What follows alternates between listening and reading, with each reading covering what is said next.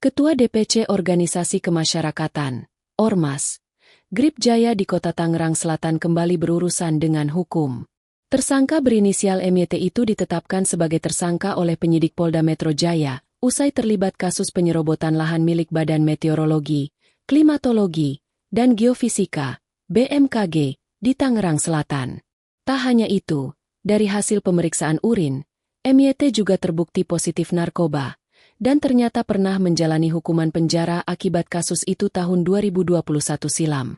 Saudara MYT ini, yang sehari-hari adalah sebagai Ketua DPC Ormas GJ Tangsel, juga tahun 2021 pernah divonis untuk kasus yang sama terkait penggunaan narkoba, yang waktu itu ditangkap oleh jajaran Polresta Bandara Suta dan telah menjalani hukuman 4 tahun 5 bulan, kata Kabid Humas Polda Metro Jaya, Kombes AD Ari Syam Indradi, Selasa, 27 Mei 2025.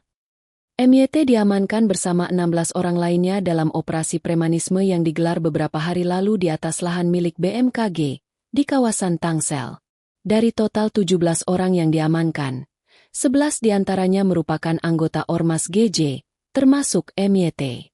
Di lahan milik BMKG, di Tangsel. Saat pelaksanaan operasi preman, ada 17 orang yang diamankan. 11 diantaranya adalah oknum dari Ormas GJ. Salah satunya adalah pimpinan Ormas DPC Tangsel, Saudara Y. Kemudian, 6 diantaranya yang mengaku ahli waris, jelas Ade Ari. Hasil pemeriksaan urin menunjukkan bahwa 16 orang dinyatakan negatif, sementara MYT satu-satunya yang positif mengandung zat amfetamin dan metamfetamin. Saat ini, 2 orang ditetapkan sebagai tersangka, yakni MYT dan Y bin KT, seorang warga yang mengklaim sebagai ahli waris. Ade Ari pun menjelaskan peran masing-masing tersangka.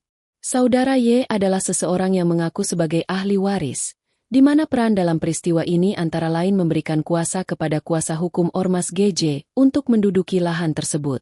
Y mengklaim tanah tersebut berdasarkan alas hak girik, tapi tidak tahu nomor, tidak tahu luas, dan tidak bisa memperlihatkan giriknya kepada penyidik, ujarnya. Sementara MYT, selaku Ketua DPC Ormas GJ Tangsel, memerintahkan dan ikut menduduki lahan milik BMKG tersebut. Dia juga diduga menyewakan lahan tersebut kepada pemilik warung seafood dan pedagang hewan kurban, dengan total pungutan mencapai puluhan juta rupiah. Selain menduduki, kemudian menyewakan kepada pemilik warung seafood, dengan menarik pungutan total 11,9 juta, kemudian menyewakan atau menarik pungutan lahan kepada pedagang hewan kurban sebesar 22 juta, ungkapnya. Atas perbuatannya, MYT dan Y dijerat pasal 167 KUHP tentang memasuki pekarangan tanpa izin, serta tindak pidana penggelapan hak atas benda tidak bergerak.